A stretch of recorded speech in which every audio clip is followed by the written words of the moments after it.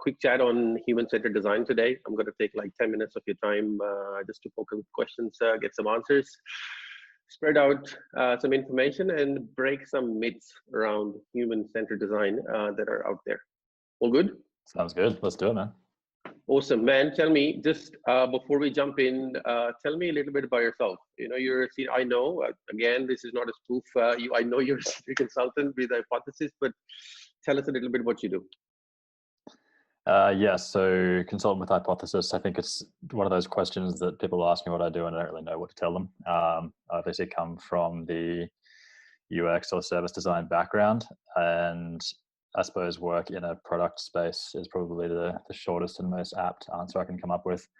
Typically working with digital experiences, but not always. Obviously, sometimes those experiences cross into the physical. And that's where you have that nice interface of physical and digital. And my dog barks, I apologize. No, that's fine. That's fine.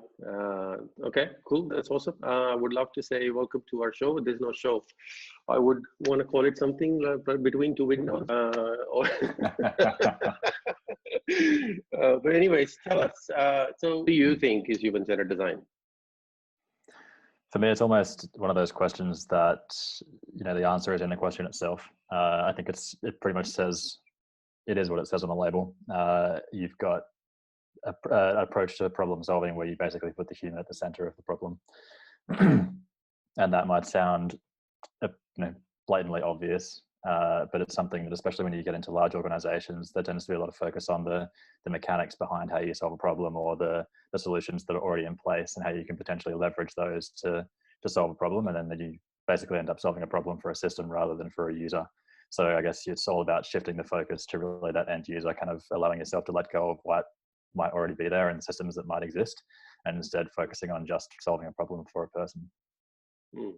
Okay, so it's more like putting the focus back on the user or the customer or whosoever it is. It could be like an internal sort of system where the real customer is the employees rather than a customer outside the organization, or it could be the customer. It could be anybody. But the idea is putting the focus on the human rather than any strategic or overall system benefit. Yeah, because at the end of the day, we're creating solutions and systems for people. We're not creating them for machines yet, maybe one day, although they'll be creating things for us, I dare say. But at the end of the day, the buck always stops with a human whether it's an interface or a process that someone has to move through. Maybe it's paying a parking fine. It could be any number of things, but at the end of the day, in the real world, what we're always going to end up with is somebody consuming a service or experience. Cool. And so before we jump into what it is, what steps do I need to take? What are some of the key benefits? Like if you have to say, what are the 3 key benefits of human-centered design process? What would they be? I understand then the first one is like the focus on the user, customer first or whatever. What are the more prominent key benefits for HCD?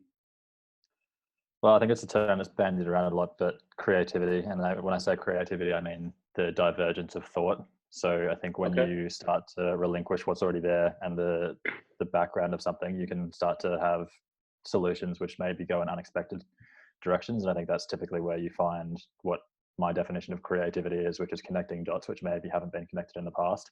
And when you allow yourself to kind of follow blindly in some ways, just a user's need or a pain point or a problem that they have, that's where you start to get those divergent solutions, which I'd classify as creative.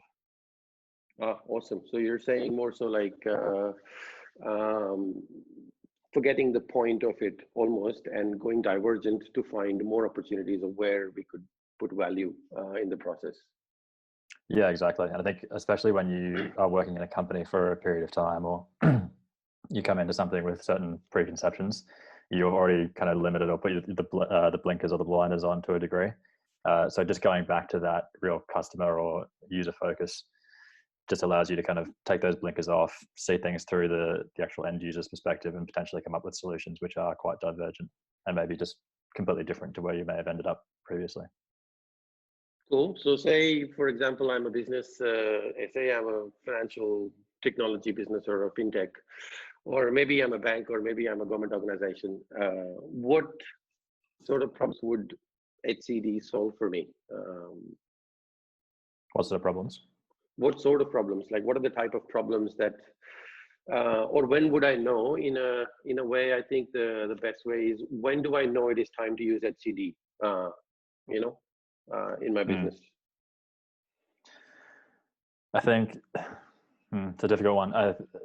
I guess my gripe with HCD is that it can sometimes be constraining in some way. So, for instance, if I go back to the example that everyone always points to, which is Steve Jobs and the iPhone, if he were to go around and just follow 100% pure HCD, he may not have actually been a visionary who came up with the iPhone ecosystem and that whole thing, because to a degree, you have to go beyond users' expectations if you want to be somebody who's truly pushing innovation to places where it doesn't actually exist.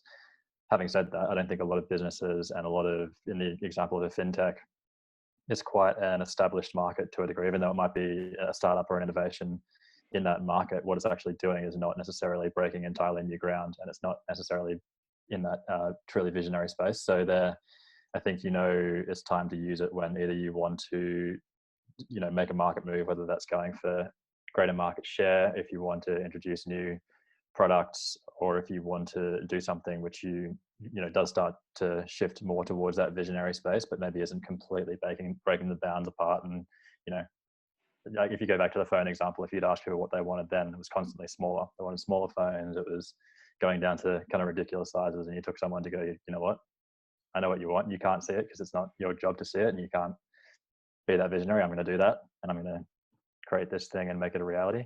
And I guess that's where HCD doesn't necessarily always fit, but it's a pretty rare circumstance that you find yourself in that position. Okay, so I think maybe possibly you actually touched on two good things here. It's one is the opportunity that lies in the industry that potentially through HCD I can find, and two is problems that are already existing in the business, which I could help find solutions to using a human-centered design process. So would you say that HCD, or probably I should stop using the word HCD and more so say human-centered design, does human-centered design use, or can it be applied to both the situations to discover opportunities for new business as well as solve problems to make what things are better for customers or users? Yeah, I'd say in my experience, it can be used across both. It fits better into the problem solving space for me.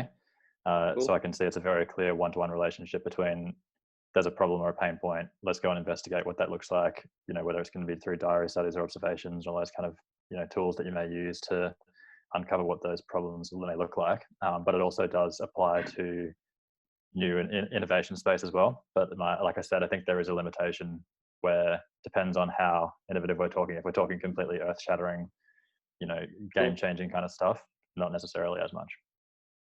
Cool. So you're saying that it's more so like focusing on the problem space, but while doing the HCD process and solving problems, we may find other opportunities that we could look at. Yeah, I think that comes back to that whole idea of divergence, right? So I think, to quote one of my favorite authors, Dave Trott, if you can solve a problem upstream, it's always going to be a better solution. So trying to think as upstream as possible. And often especially in a consulting space, you'll be brought in to solve a problem here. You'll be kind of pointed here and go, right, here's the problem. Here's what you need to solve. Here are even some potential solutions we'd like you to kind of repeat for us. But often what you'll find is you pick up that user pain point and you start to follow it back, and you can usually find a causal point a lot earlier, which potentially is a smaller investment that has a knock-on effect for not just this pain point, but potentially other flow-on pain points as well. Cool. So say we're talking about a business, and we found that a part of the business is either costing too much, or it's a risk to the entire organization, or we need to kind of either increase the agility of that part or find how to solve key problems for that. So how do I go about human-centered design? What are some of the key steps I need to take? Yeah, I think, like, again, it's coming back to basically it is what it says on the label. I think there's a lot of mysticism around it, and there's a lot of confusion around terms like user experience, UX, service design, HCD, design thinking. There's this entire mixing pot of terminology, and I think it adds a layer of complexity and confusion which really isn't required. At the heart of it, what we're just trying to do is get to the core of a user's needs, and really what that is going to be going out and going direct to your users if you have access to them, and if you don't, get access to them, because you're just going to kind of be pissing in the wind if you don't do that. But make sure that you get kind of boots on the ground, go and understand not only their pain points in your product ecosystem and world, but also try and understand, where they are in their life stage. What are their pain points kind of outside though? How do those pain points that maybe outside your business impact how they interact with your business? It's really just a kind of research and investigation into your actual users. So is that like, so say I've done the research, I've gone to like 10 users of my premium product, and even if not 10, many users of my premium product. And I've done that research and I kind of know what they want. What's next? Say I've got insights and there are like 6 or 7 things that they've said, or they've said many things, but they've all been like grouped into or clustered into like 3 or 4 things. What's next? Like what's the next stage to it once I get those insights? Yeah, I think that's where it really crosses into what you might typically call lean or agile. And I think those, I've spoken to you about this in the past, I think these kind of, if you imagine a stream, the HCD sometimes is considered as the one part of it, and agile and lean may be considered as another part, but I do think it's probably more valuable and realistic to start to think of it more holistically. So if you understand what those user or customer pain points are, I feel like you have quite a thorough understanding of that. That's when you can start to go into that, lean ideation, experimentation.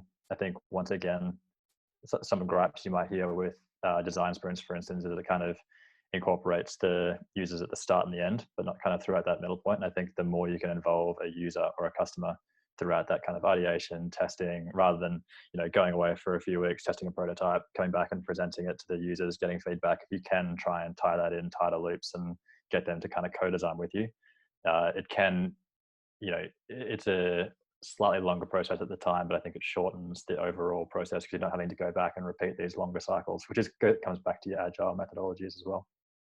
You're saying that once we've got some sort of understanding around what their needs are, we just pick one need up and throw something out there and work with the user to find out if that works for them and if that solves that particular need for the user.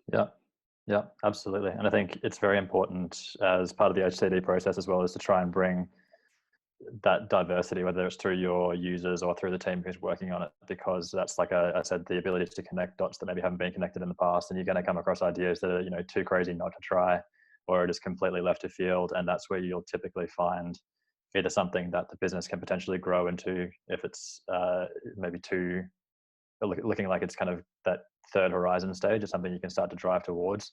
And if it's something that it's just kind of left of field, it could be something that's of quite significant value for the business in the long term.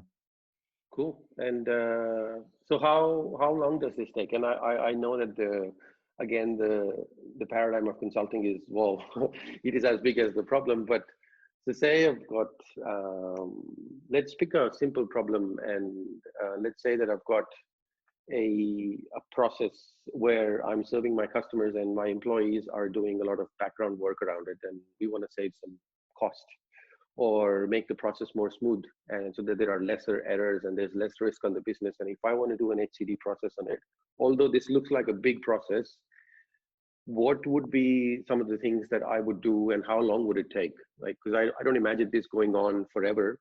And as you said, that we may just find some insights.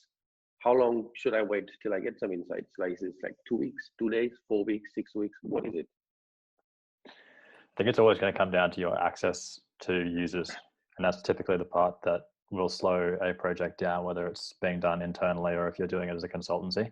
If you don't have access to those users, it's something that's going to, could take you from a 2-day into a 2-week piece of work, for instance. And if you can, just cut through all the red tape, cut the bullshit, get to your users. Don't worry about, it's so easy to go down a path of just over bureaucracy, too many steps in the process, getting paralyzed by complexity. Just go and speak to your users. And the faster you can do that, the faster you can kind of start that process of iterative ongoing work. And I would say, just to I guess challenge you on that point, I think it should probably be something that, rather than a one-off process, you think about as a project.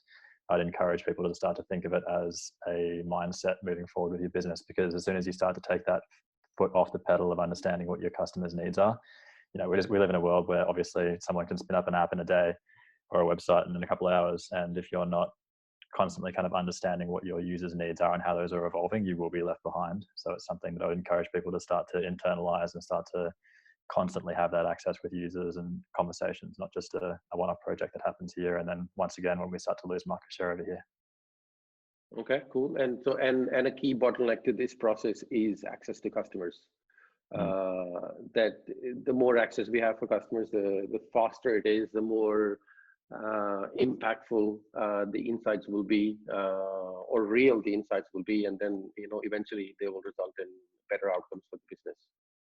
Yeah, and I would say the secondary bottleneck is going to be, especially when you're starting to talk about larger organizations, is the decision-making process. So if you can give, whether it's a team or a squad or whatever it might be, the autonomy to actually go out there and experiment with what the users are giving them. So those insights that are coming in, give them the ability and the autonomy to go out there and test it and hit it fast.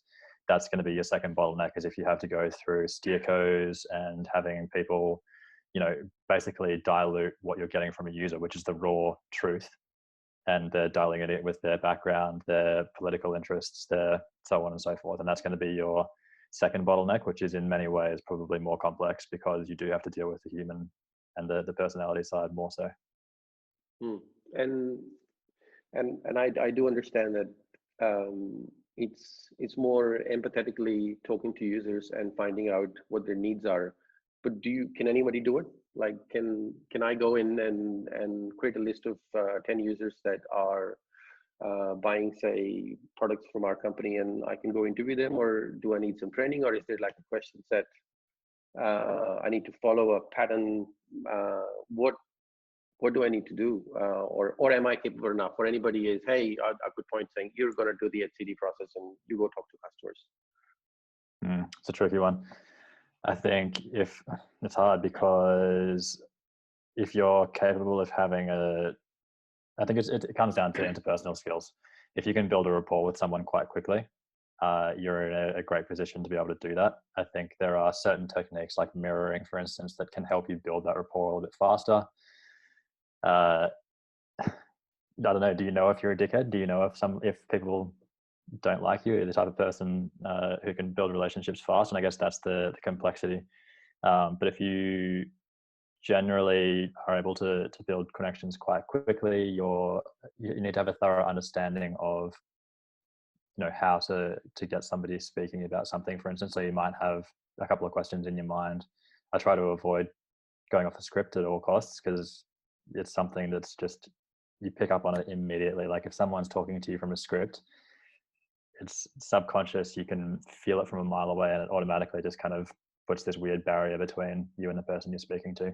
So I think I like to have some preparation going on, understanding what it is that I need to come out of this conversation with. So if, for instance, it's a specific focus on an area, we might write down some questions and thoughts around that area, but then kind of allow myself to forget it and just trust that the conversation will be guided in that direction as we move forward. And it's always that kind of process of allowing it to come in, come out, steering it in the right direction, but not necessarily destroying maybe tangential learnings.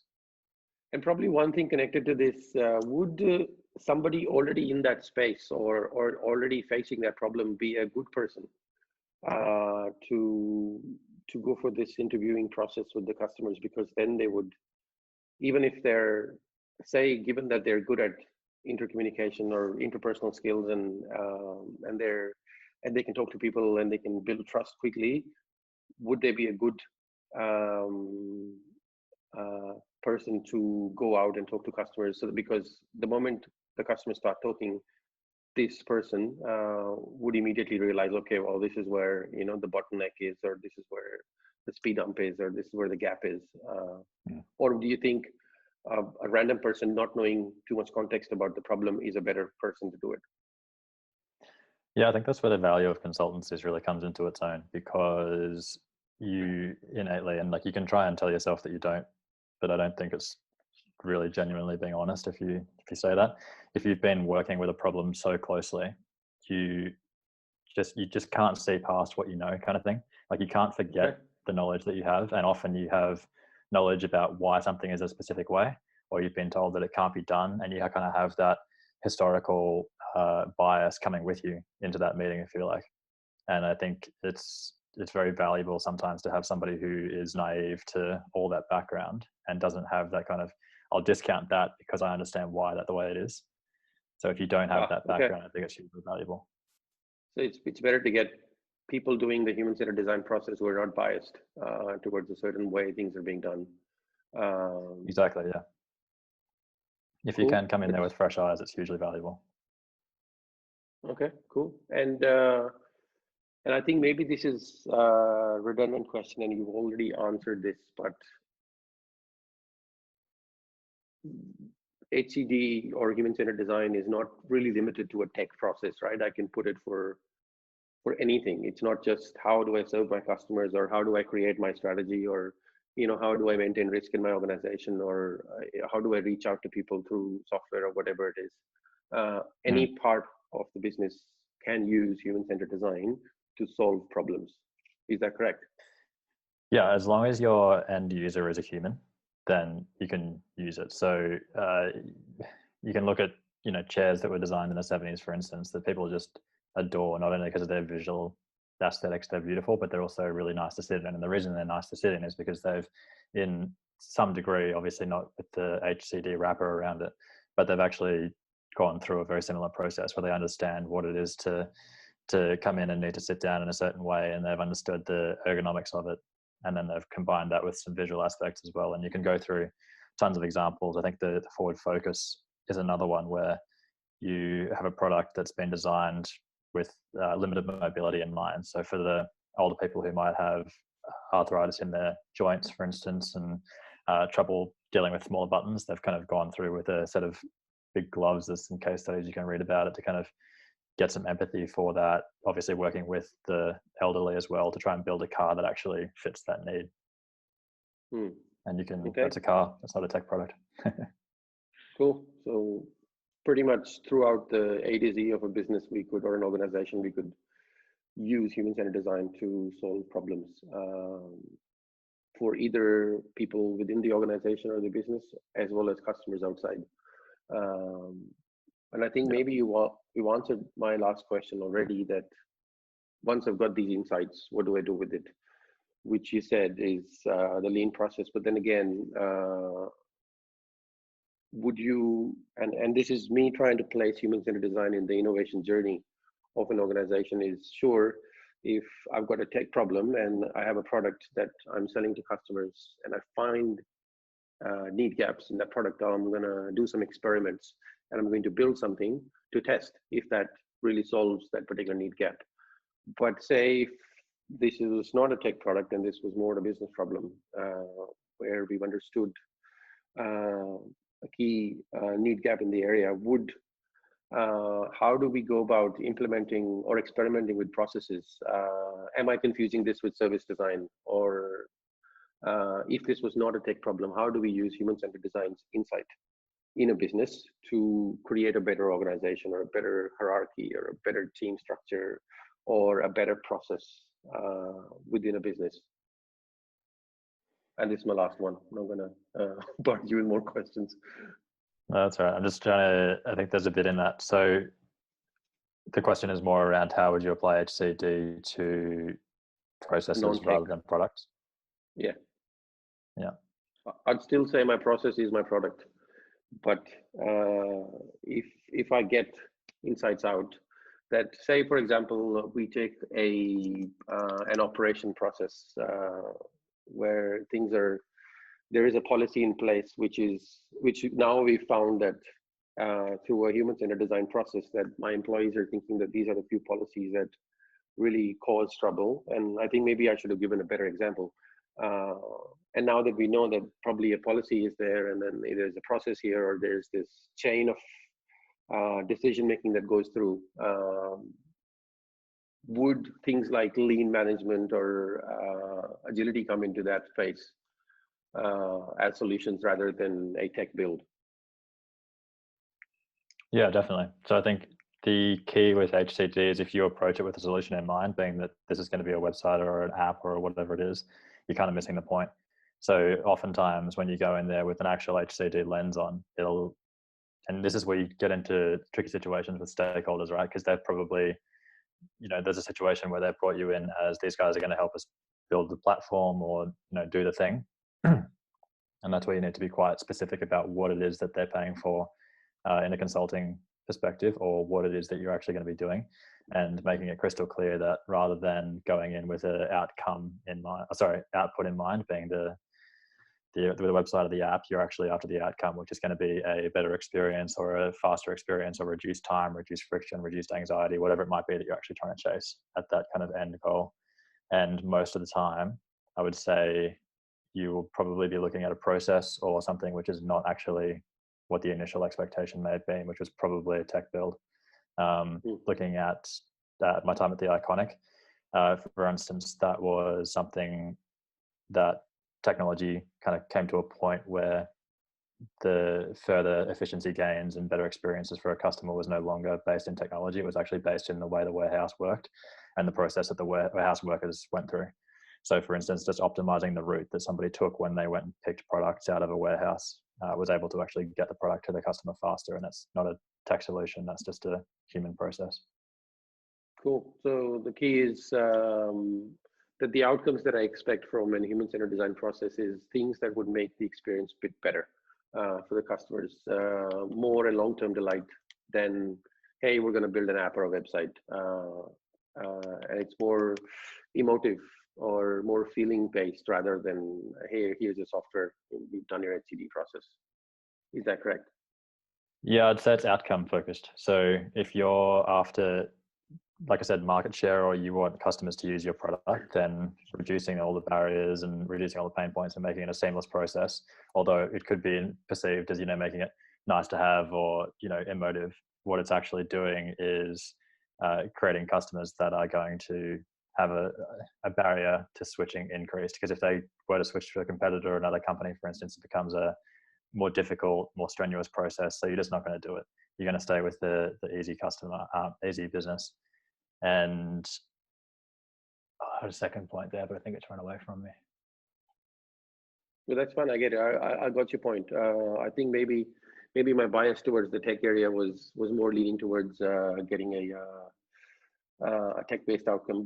But I got your point. There was gold there. That it's but we shouldn't really go into a human-centered design process with an outcome in mind, which is more tech-focused. It could be anything. And I think having that divergent thought towards being okay for whatever outcome that the customers need or the opportunity that arises should be the way to go, rather than saying, oh, well, you know what, I need an app and I need to go HCD, and when you come back, you are going to give me an app. And that's not the right way to do it. The right way to do it is just be divergent, be open to things that may come your way, do the process with pure honesty, and be ready to accept what the outcomes are. Yeah, and just try and get upstream as much as possible. Because I think if you can, like I said, identify a pain point, and then it's just going to be through, processes like thematics, for instance, or oftentimes just locking yourself in a room and kind of absorbing everything that you're hearing, and what you're kind of putting up on a wall is hugely valuable.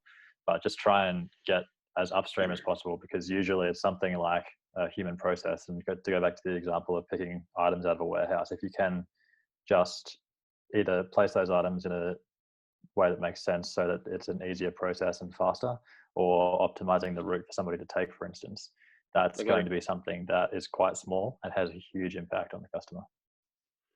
Cool, man. This was eye-opening. I think I got a few points which I may just list out before I share this, and that could articulate the key pillars of human-centered design in this. Thanks for your time. Thank you for coming to the between two windows. Next time I'll place some chairs or two ferns. or come up with windows. keep Windows or come up with a better name, huh? Brown guy in front of a white ball, something like that. I like it because it Thanks, gives me mate. an excuse to rag on Microsoft Windows as well. So Why not? There you go. Thanks, mate.